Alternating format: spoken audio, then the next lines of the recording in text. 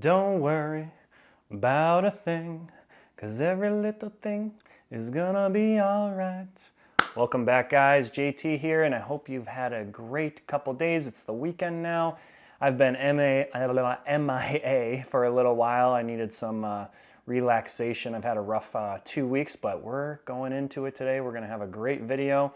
We're going to be referencing some scenes from The Matrix, and I hope this video is insightful for you. I've gotten comments, a few comments about the Matrix analogy with the narcissist and how the narcissist influences our life, and we're really going to get into it today. So this is going to be a great video. I'm excited to do it. The Matrix is one of my favorite movies. I've probably seen it 20 times. So let's talk about it, and here we go. All right, so The Matrix, if you've seen it, came out in 1999. It's got Keanu Reeves, Lawrence Fishburne, and I forget her name, Carrie-Anne Moss. And it's an absolute phenomenal movie. And pretty much a lot of people, it's a trend right now for the past 2 years, I'd say. Everyone talks about The Matrix and taking the red pill or the blue pill. And what they're talking about, most likely we're not, sitting in a giant machine city in tubes and they're harvesting our energy. But the Matrix in today's society is how they have programmed us and how it's all about control, that this world, this system is about control. And when you awaken, when you go on your healing journey, when you go on your spiritual journey, and you see the world for what it really is, that it's just a form of control, that you realize that you've been a slave your entire life. And so that's what people talk about now with the trending of The Matrix. And so I'm going to take it a step further, and we're going to talk about the Matrix and narcissism. And I see a lot of this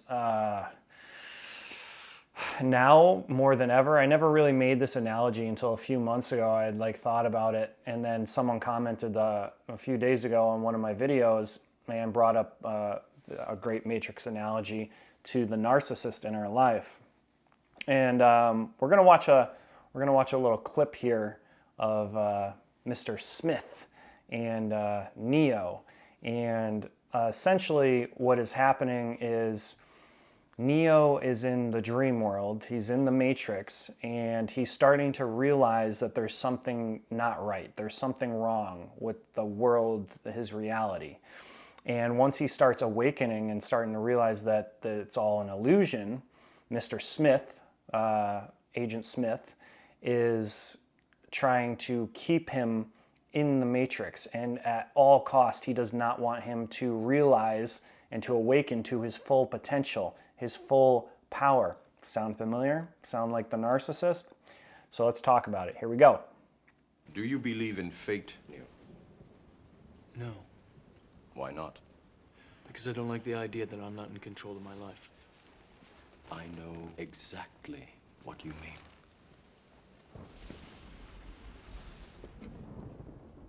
Let me tell you why you're here. You're here because you know something. What you know you can't explain, but you feel it. You felt it your entire life, that there's something wrong with the world. You don't know what it is, but it's there, like a splinter in your mind, driving you mad.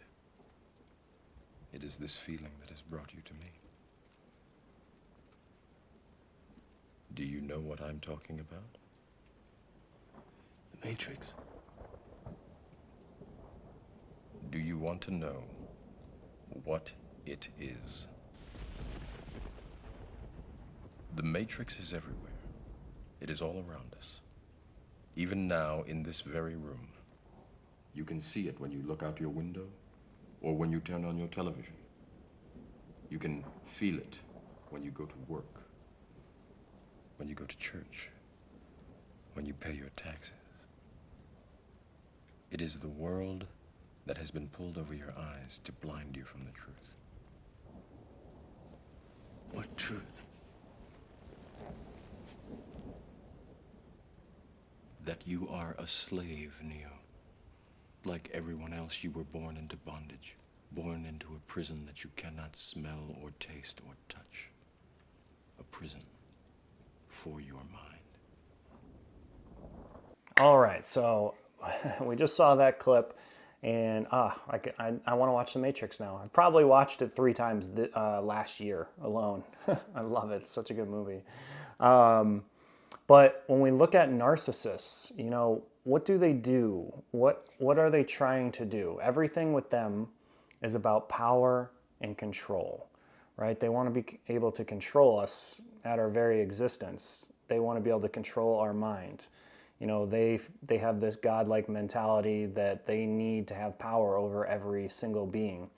And so if we look at the Matrix, you know, when Neo starts to wake up and he understands like there's something wrong with the world, Mr. Smith, Agent Smith, at all costs wants him to stay in the Matrix, needs to keep him sedentary, needs to keep him in this false illusion, this narrative that the Matrix creates.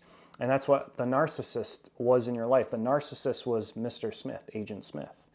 You know, as soon as you start waking up, what happens? All chaos breaks loose, and Agent Smith goes crazy and starts trying to manipulate and keep that illusion going.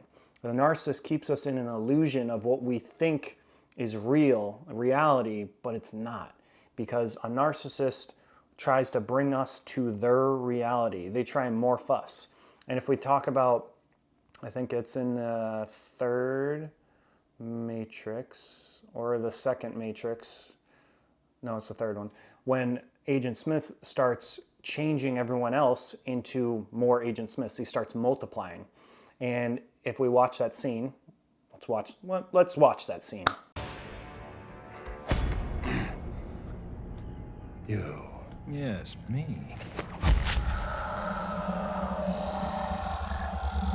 Me.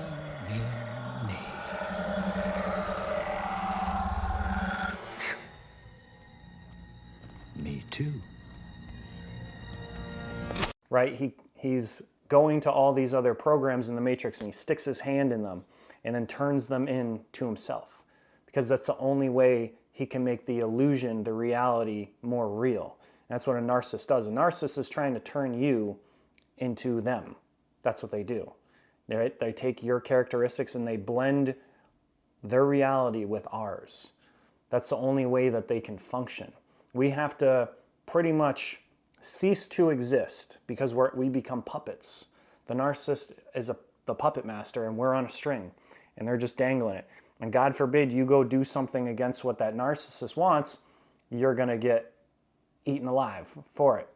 And with these movies and what I've realized with Agent Smith and the Matrix and how he could be, you know, a narcissist and how we can relate that to people is, you know, when the narcissist is in your life, if you're trying to be the best version of you, if you're trying to awaken or if you're learning about narcissism, what ends up happening? You're going against the system. You're going against that system that was created. You know, as I said in that intro video, everyone is plugged into the system, right? And the narcissist, why is there more narcissists now more than ever? Because everyone's plugged into the same system and they're spreading. A narcissist finds an empath and tries to change them into a narcissist, brings them down to a lower energy, a low vibrational state, a low frequency. Because again, a narcissist is afraid of being abandoned more than anything. You know, they don't ever want to feel alone. So if they can bring you down into their sad, sadistic, evil world, their self-pity, their inner hatred, they can bring you down, they change you, then they don't feel alone. Because now you're in their miserable world with them. It's all a master illusion. The narcissist, the reality of a narcissist, their brain is so warped. They're like I've said in other videos, it's a paradox. They might say one thing, but then they act the complete opposite. But then if you try and do something, they're going to say that you're wrong. Like it's always contradicting with a narcissist. They're very hypocritical. There's no flow. There's no flow with a narcissist. It's always chaos. It's chaos. It's all over the place. You know, and that's what keeps us in the confusion and keeps us in the illusion longer. And that's why I always recommend to you guys, you know, it wasn't real. When you were with the narcissist, it was not real. Like we talk about in the first stages of narcissism, You go into the love bombing stage, and they give you all this love, caring, affection, money, gifts, whatever it is, to hook you in. And once you're hooked in, then they switch into the devalue stage, and they don't give you any of that. They will do sprinkles of love bombing here and there while they're devaluing you and cheating on you and doing all this shit. But it's only to keep you on the hook, to get you a little spike of dopamine in your brain so that you're addicted to them, right? And then they go into breadcrumbing. They give you just little pieces here and there, right? That's all an illusion. The whole thing is an illusion. If they can have different stages of their personality, and when you're with them, that none of it is real. None of it is real. It's all an illusion. They're keeping us in the matrix. When you're with a narcissist, you're going into a programmed system. You're going into that person's reality, and they're trying to warp your reality to match theirs. That's why it's so difficult to go on the healing journey, because your brain has been warped to a different sense of reality, a different sense of thinking, how you operate in this world. Your operation system, the manual for how the world should work, has been torn up, has been burned. So now you're trying to heal, and you don't have a user manual.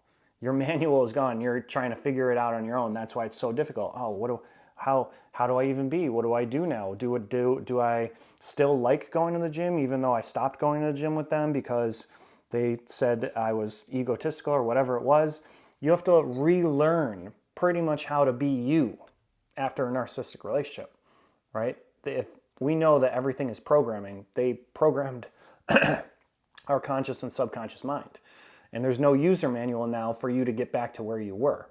So that's why people watch all these YouTube videos, because this is the source of all the information and the knowledge. That's the user manual in order to get you back to you, in order for you to become authentically yourself. It's easier said than done, but as you're on this healing journey, as you start to chip away at the false mask that has been built onto you from the narcissist, you look at it like a statue, like a block statue, right? You take a chisel and you're chipping away. Well, you got all this gunk, all this extra like clay. There was a bunch of clay. Your statue was sculpted before you met the narcissist.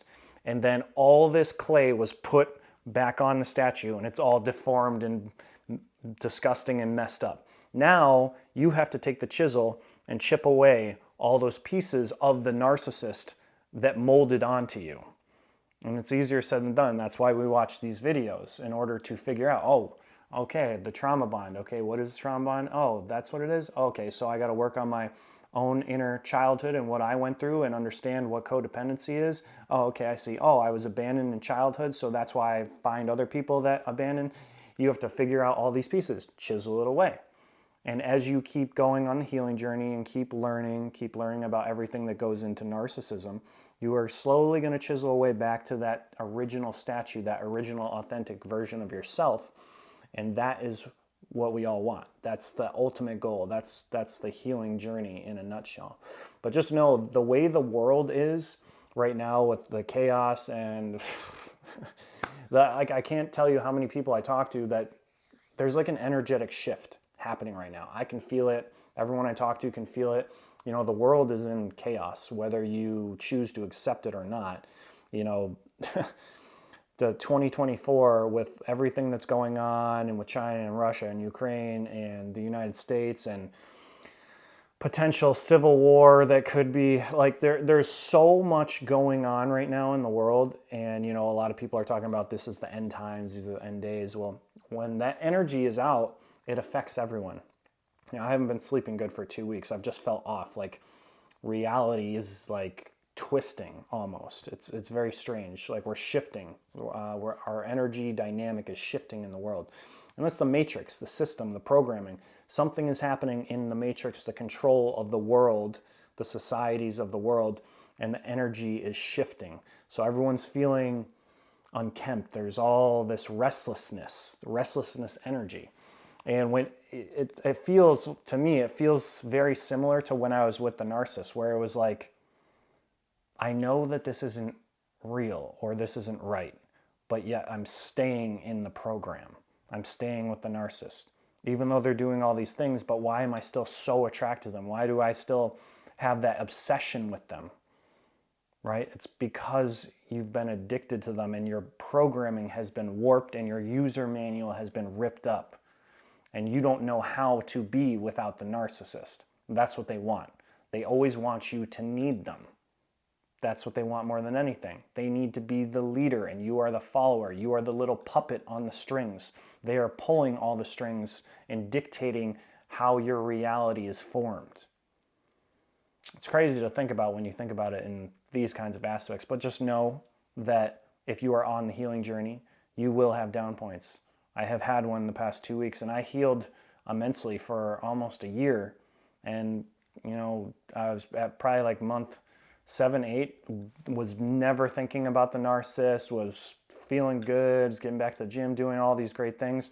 And then another couple months goes by and I think everything's fine. And then I have a couple weeks of just absolute chaos, brain chaos, mental fuckery, if you will, and excuse my language, but that's what it is, because that's what they want us. They want our minds to be all confused and not be able to think clearly without them. Oh, he's going to be confused, or she's going to be confused. That's going to make them come back to me. Again, they're sending all this mental screwery energy to us. When they send all this energy, this negative energy, they're doing witchcraft, voodoo, black magic, doing telepathy, astral projection, you're getting dream hoovers, you're getting all this shit bombarded with you energetically.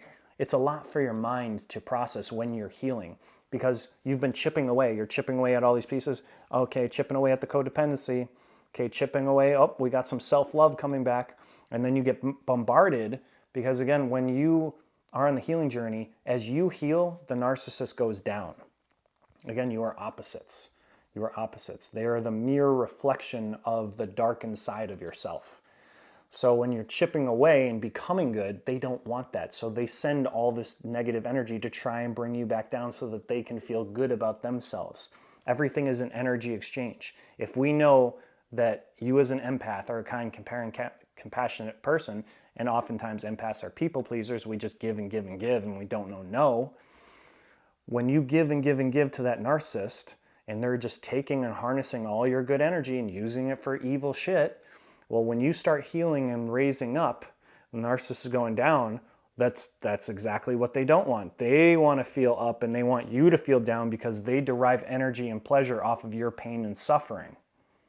It's sick. It's sick how they operate, but it's the sad truth of it. So just know on your healing journey, there is going to be ups and downs, regardless if it's been 1 month, 6 months, a year. There still is going to be moments, and you just have to get through them, and you will get through them. I've had severe anxiety the past 2 weeks, severe, like almost close to like panic attacks, like just random, like with so much going on in the world too. And I do a lot of research and try and understand the different countries and things that are happening. And it just, like, I don't watch the news, but like I go deep on thinking about what's going on in the world, and that just creates kind of more negative energy. So it's something I got to kind of wean back from. But when all this stuff is happening in the world, plus you're going through a narcissistic withdrawal, essentially, it just adds more chaos and confusion to your mind and makes it harder to heal. So just know that there will be ups and downs and you will get through it. And I hope you guys enjoyed that video. You can comment on this. Let me know if I did a good job with that analogy. Go watch The Matrix if you haven't seen The Matrix. It's a great movie. And try, if you haven't watched it and you are going to watch it, I would try and think about it in the way that the world is now, like The Matrix as this system that we're all living in for control, for money, for power, and how it's not fair at all, and they're taking from the little guy, the give and the take, the narcissist. It's like the empaths and the narcissists is a huge spiritual battle right now. It's the empaths against the Matrix. That's what it is. You know, we're awakening and we're healing, going on our healing journey and realizing our self-worth and our own inner power. And we're trying to cultivate that. And the Matrix does not want that. The narcissist does not want that. Society, governments do not want that. They want us to be all docile and under their control. So I challenge you guys just to keep continuing on the healing path. because it is the best thing you could ever do for yourself. So comment on this video. Let me know if this was insightful. Please like and subscribe. Let's get this out to as many people as possible. And I will see you guys all tomorrow. Enjoy the day and take care. Go get a workout in if you can. Eat healthy. Stay safe. I love all of you. I'll be praying for all of you. And till next time. Later. I can see the fire that we made just to save us.